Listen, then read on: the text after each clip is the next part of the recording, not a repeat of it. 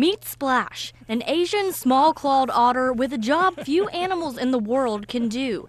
Trained for underwater human remains and evidence detection, Splash works with Peace River Search and Rescue, the only organization in the world training otters for this type of mission.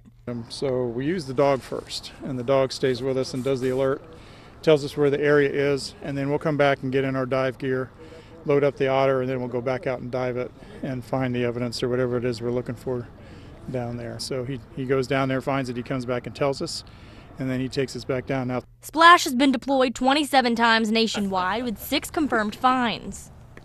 His initial scent training took about 2 to 3 months, and then after that it was all conditioning in the environment, learning how to deploy from the boat, learning how to from the shoreline, whether I was in the water with him or I was just not going to go in the water with him and deploying from the shoreline.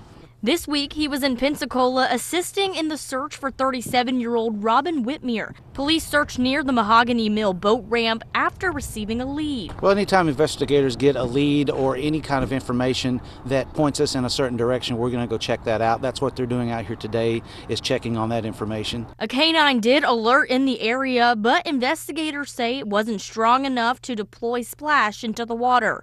There was some indication there, but not enough to put the otter to work, so we kind of wish that would have happened, but there'll be some more times.